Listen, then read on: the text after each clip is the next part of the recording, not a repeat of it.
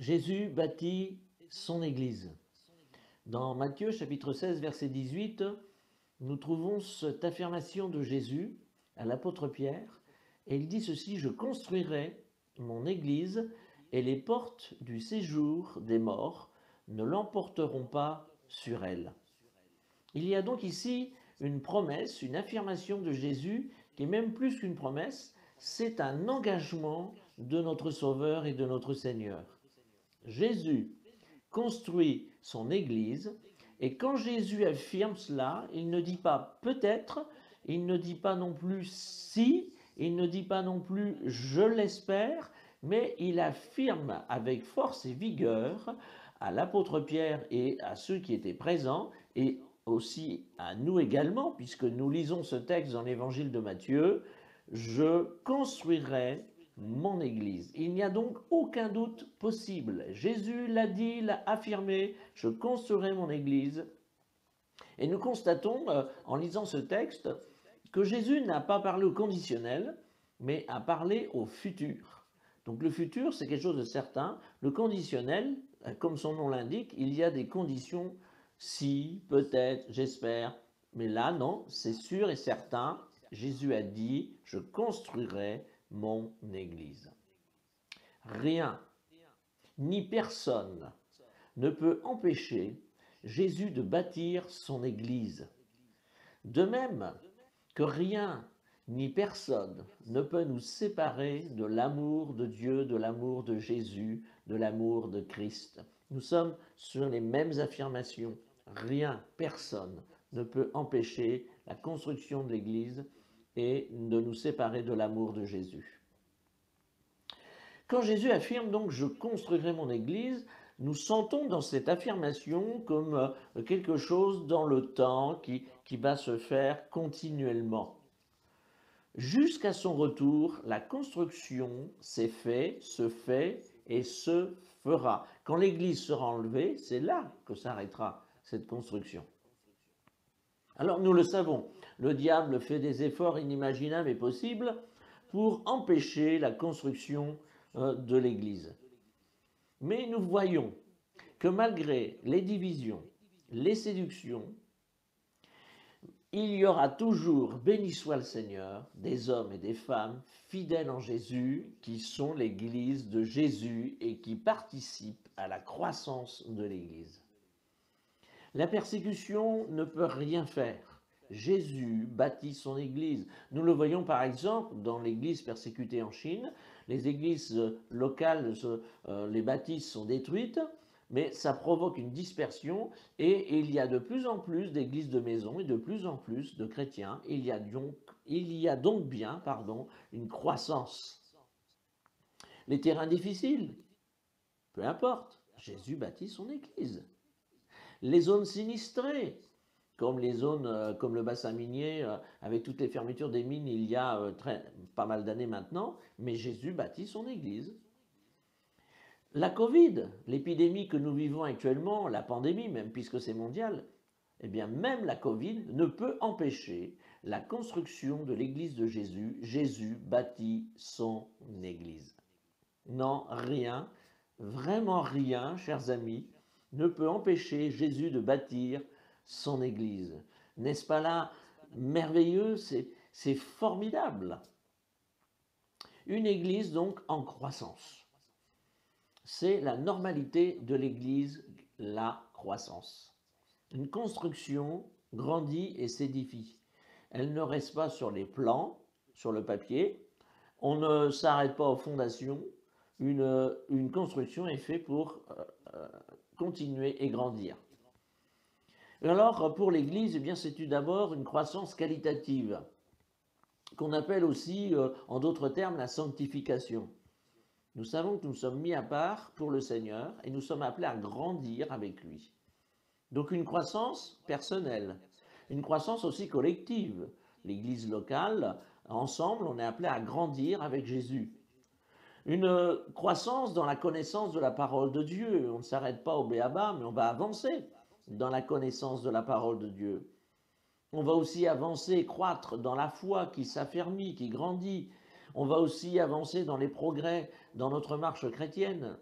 On va aussi progresser dans la communion avec Dieu, une communion qui va s'affiner, qui va se perfectionner. Et on va ressentir une vie de plus en plus intime avec Dieu. Ça aussi, c'est une croissance.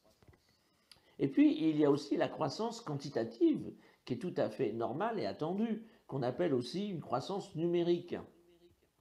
Et je crois que quand on lit les Actes des Apôtres, il y a une démonstration évidente, notamment dans les premiers chapitres, lorsque Pierre prêche suite à l'effusion du Saint-Esprit, il nous dit que 3000 âmes s'ajoutent à l'Église, puis ensuite, suite au miracle du boiteux, lorsque le boiteux est guéri, 2000 autres âmes s'ajoutent à l'Église, et ainsi de suite. Et il nous est dit que Jésus ajoutait à l'Église les chrétiens, les chrétiennes. Donc cette croissance numérique, nous voyons, c'est la logique de la construction. Quand on construit, on fait des fondations, des murs, les toits, etc. On ne laisse pas la construction non finie. Hein. On ne fait pas comme des tas de logements qui ont été commencés et suite à une crise, les logements s'arrêtent. Non, l'Église, ce n'est pas cela. La croissance, c'est l'ADN de l'Église. Et si c'est son ADN, ça veut dire qu'elle est programmée pour la croissance. Jésus, nous le savons, est le chef de l'Église, c'est-à-dire qu'il en est à la tête, et c'est Jésus qui la veut, cette croissance, puisqu'il dit « je bâtirai mon Église ». Il bâtit son Église. Donc l'Église, oui, je répète, est programmée pour la croissance. Et Jésus la veut, cette croissance, pour son Église.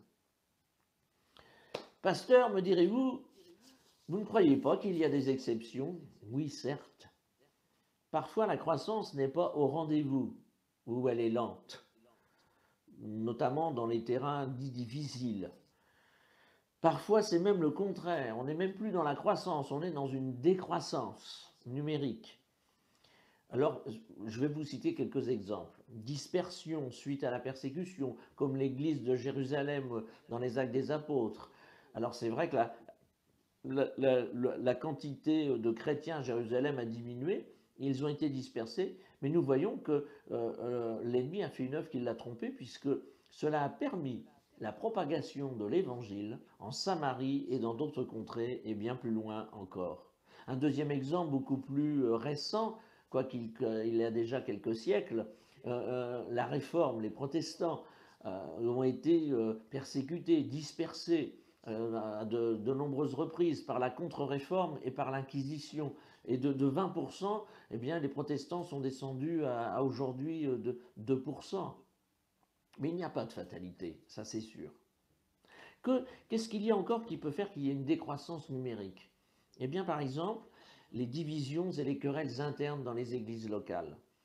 Et je crois que là, nous avons, notre rôle à jouer dans le sens que nous devons aussi savoir nous repentir des divisions, des querelles, des disputes qui font que cela amène une décroissance. Certes, à l'origine de la division, il y a le diable, mais on ne doit pas laisser la porte ouverte au diable et ne pas donner accès au diable. Et nous devons nous reprendre à ce niveau. Mais j'en reparlerai dimanche prochain dans une autre vidéo, notamment en parlant des facteurs de croissance. Il y a aussi des choses qu'on ne maîtrise pas, comme les fermetures, par exemple, d'usines dans une région, et qui provoquent un exode parfois des chrétiens dans d'autres régions pour trouver du travail. Et le bassin minier est un exemple flagrant de ce qui s'est passé dans les années précédentes. Et puis, il y a ce que nous vivons aujourd'hui, les épidémies. Et quand on lit aussi dans l'histoire de l'Église, on s'aperçoit que parfois il y a eu des épidémies et ça a touché aussi les églises, les chrétiens, parce qu'on est touché aussi par les virus, les microbes. Et parfois, il y a une décroissance numérique à cause de cela, parce qu'il y a des morts, ou aussi parce que les gens ont peur et ne se réunissent plus, et certains, malheureusement, finissent par perdre la foi. Ces exemples ainsi montrent que parfois la non-croissance ou la décroissance peut être acceptable, parce que quelque part elle est inévitable. Et qu'on ne doit pas aussi se culpabiliser, parce que on n'est pas dans la croissance, alors que la croissance c'est l'ADN de l'Église, on pourrait entrer dans une phase de culpabilité et se morfondre. Non, on n'a pas à se culpabiliser. Mais par contre, ces exemples que je viens de citer ne doivent pas nous décourager. Et si nous sommes dans un de ces exemples, on ne doit pas se décourager. Et on ne doit pas utiliser aussi ça comme excuse pour baisser les bras et entrer dans un fatalisme, comme parfois on entend « Oh bah de toute façon, ici, on ne peut rien faire ». C'est un exemple que je donne en passant comme ça. Non, l'ADN de l'Église, on doit se le rappeler, l'inscrire dans notre cœur. L'ADN de l'Église, c'est la croissance. Ainsi, si nous gardons ça dans notre cœur, alors nous allons garder courage.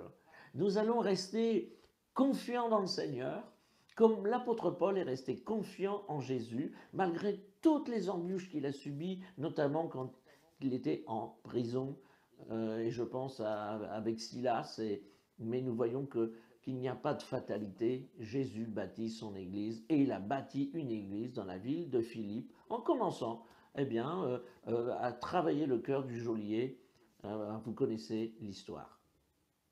Nous devons regarder à Jésus. Il bâtit son Église et il nous envoie. Allez, a-t-il dit à ses disciples, et c'est ce qu'il nous dit encore aujourd'hui en 2021. Celui qui nous envoie, ne l'oublions jamais, c'est Jésus qui bâtit son Église et qui a affirmé et qui affirme encore, je bâtirai mon Église et les portes de l'enfer ne prévaudront point contre elle. Rien ne peut s'opposer à la construction de l'Église. La mission nous est confiée. Jésus a donné des ordres précis aux disciples avant de partir au ciel. Il y a dans ces ordres, donc dans ces textes bibliques, plusieurs impératifs de Jésus. Je vous les cite dans Matthieu 28, que nous connaissons bien sûr, versets 19 à 20. Allez, premier impératif, donc dans le monde entier. Faites, deuxième impératif, des disciples parmi tous les peuples. Baptisez-les, troisième impératif, au nom du Père, du Fils et du Saint-Esprit. Et quatrième impératif, apprenez-leur à obéir à tout ce que je vous ai prescrit. Et voici, je suis moi-même avec vous chaque jour jusqu'à la fin du monde. Dans l'Évangile selon Marc, au chapitre 16 et au verset 15 à 18, nous trouvons aussi deux autres impératifs et des encouragements qui nous montrent que Jésus est avec nous. Allez, premier impératif dans le monde entier. Deuxième impératif, annoncer la bonne nouvelle à tous les hommes. Celui qui croira et qui sera baptisé sera sauvé, mais celui qui ne croira pas sera condamné. Et voici les signes miraculeux qui doivent nous encourager. Voici les signes miraculeux qui accompagneront ceux qui auront cru en mon nom. Ils chasseront les démons, ils parleront des nouvelles langues, ils saisiront des serpents venimeux, ou s'il leur arrive de boire un poison mortel, cela ne leur causera aucun mal. Ils imposeront les mains aux malades, et ceux-ci seront guéris. Amen. Alors serrons sur notre cœur l'engagement de Jésus. Je bâtirai mon Église. Jésus ne parle pas pour rien dire ou pour faire des slogans, des punchlines. Quand Jésus dit quelque chose, il l'accomplit toujours et il tient sa parole. Ce qu'il dit, il le fait. Serrons aussi la promesse que Jésus est avec nous tous les jours jusqu'à la fin du monde. Il est présent avec son Église. Il est présent avec chacun de nous dans nos cœurs. Et celui qui est présent avec son Église et dans nos cœurs a vaincu le diable à la croix et il a dépouillé les autorités et les dominations. Amen. Je voudrais conclure pour aujourd'hui. Avec ces affirmations et les promesses de Jésus, alors allons et remplissons la mission confiée par Jésus pour la croissance de l'Église. Pour construire, vous le savez aussi bien que moi, il faut des outils. Des bons outils, bien efficaces. Certains vont appeler ça autrement, ils vont appeler ça les facteurs de croissance de l'Église. Nous verrons cela dans une prochaine vidéo, donc pour dimanche prochain.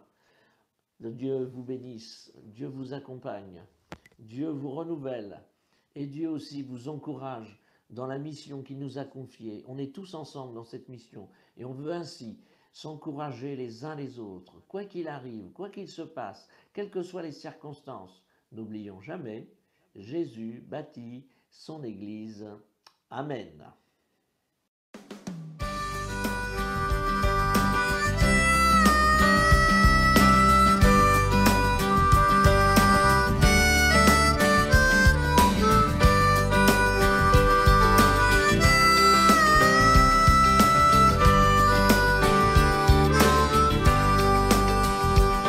Je veux relever le défi de te servir quoi qu'il en coûte, d'oublier mes propres désirs et de te suivre sur la route.